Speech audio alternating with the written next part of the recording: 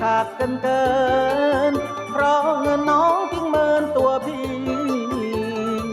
ไม่ได้ขายศักดิ์ศรี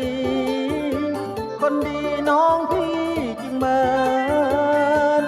กลับมาสร้างสวรรค์มาร่วมกันสานฝันเหมือนก่อนน้องไม่ต้องอาทรไม่เหมือนตอนที่ขาดกันเกินขอเป็นหนุ่มอยู่เทินขอเชิญน้องมาสัมผัสพี่จะปฏิวัติความรักเหมือนตอนมีศึกจะควบคุมดูแลให้รักแท้เป็นไปตามกฎ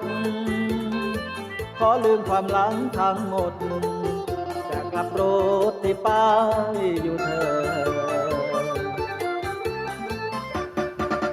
ชีวิตที่ย่ำเดินไปเหนื่อยใจร่างกายอ่อนล้าอีกทั้งโชคชะตานำพาให้ขาดเกิน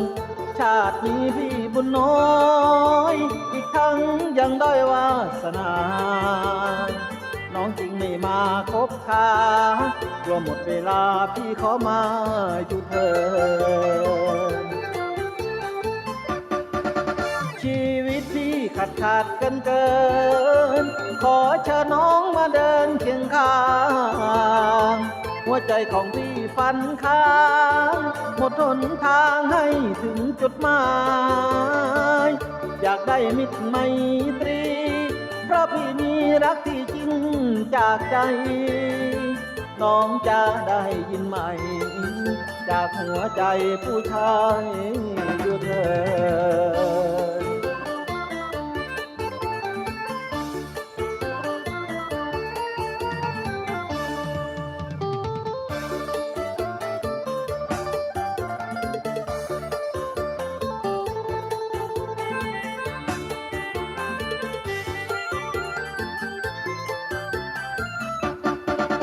ชีวิตที่ย่ำเดินไป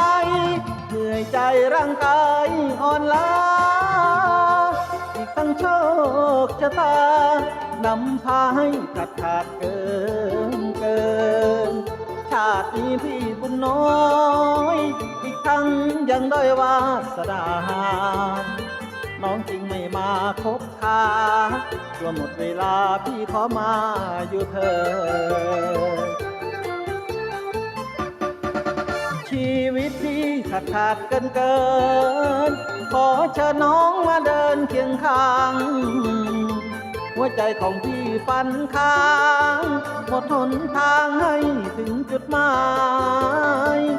อยากได้มิตรไมตรีเพราะพี่มีรักที่จริงจากใจน้องจะได้ยินไหมจากหัวใจผู้ชายอยู่เธอ